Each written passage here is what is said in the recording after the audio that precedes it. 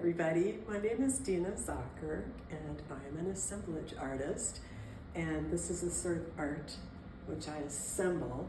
It's all natural materials and found objects, focusing on what comes out of nature in the woods and what comes out of Mother Earth in the form of these crystals and minerals.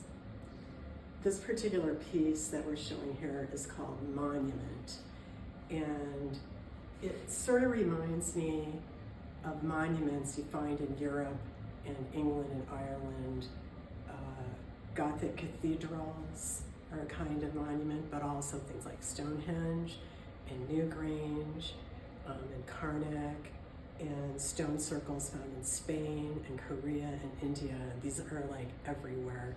And so this piece is reminiscent of all these powerful places where people have gathered in spiritual and community ways and magical ways for millennia. So I've got some of the materials in this particular piece of wood is what started it all. This came to me as a gift from a treasured friend, and I really like the way it has this little crystal cave feature here. And so we've magicked that up with some quartz and amethyst and other things. Other minerals on this piece, in addition to clear quartz, a lot of amethyst. We've got some ametrine, and ametrine is a form of amethyst as it lies in the earth and it's heated and there's pressure and radiation, it turns into citrine. And so ametrine is the transitional form, the transformation of these minerals. And I also have a citrine, which is great for attracting wealth and abundance, and a green tourmaline, which likewise very much about wealth and abundance, as well as being good for your heart center. So and these large crystals here are quartz that's transitioning into praesiolite. So with these, you get the master healer vibratory properties of quartz with the green of the praesiolite, which is heart energy, and also very powerful magic. And it doesn't stop there, because in constructing this piece, this one took a long time to conceive what I was going to do with this and gather all these materials from different times and places. Because to build one of these, I can't just go down to Michael's or go online to Jerry's Artorama. It's really a kind of a long game of seeking and searching. That's why they're called found objects, because we have to find them, and asking a lot of people and getting a lot of gifts. Many of these were given to me to make a piece out of. And so here we are. And in the course of that, we've cleansed them many, many times under many full moons and many turns of the planet, through solstices and equinoxes, to bring this together into this monumental piece that you see before you. So it's got a lot of juju, if you like that. But it's also nice to look at, if you like that. So Dena, I'd love to hear more about this piece. Sure, Laura. Well, this piece is called The Music of the Spheres, because all these pieces are based on cycles of the Earth and the Moon and the solar system and the Milky Way. And I got all these little brass rings, and it reminded me of the old concept.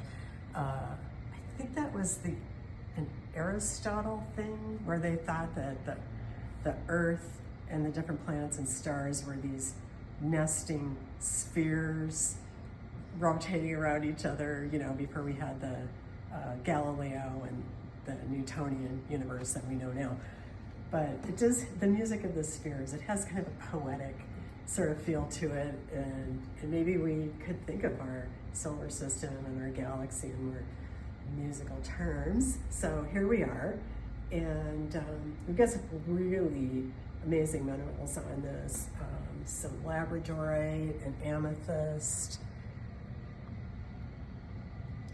some quartz, and a couple of very nice citrine crystals. And citrine is such a powerful stone of abundance and such a vibratory energy. And so I've really, went all out for the circles and the circles and the cycles, the circle of life, and the music of the spheres. And Well, you can tell you're a musician. Aren't you some sort of legend? well, not many people know this about me because I'm an unknown legend of rock and roll. Okay. True fact. True, I believe you.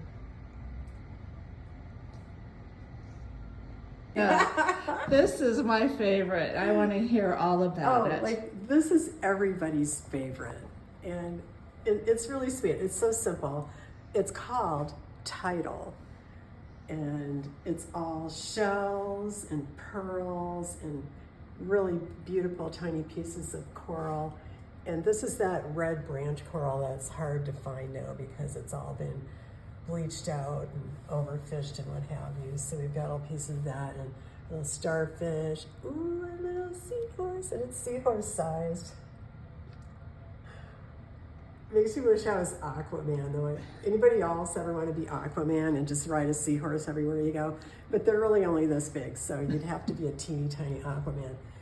And we've got, speaking of which, aquamarines and this really cool opalescent glass and a lot of shells and basically oceanic type of theme.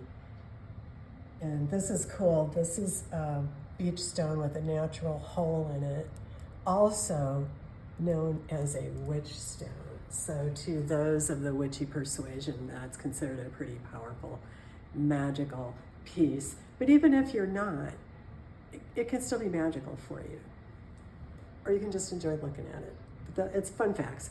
And this one really, boy, looks great in the light. It lights up. These lead crystals just will light up the room with rainbows and color and make quite a magical little tapestry of light. It's very whimsical.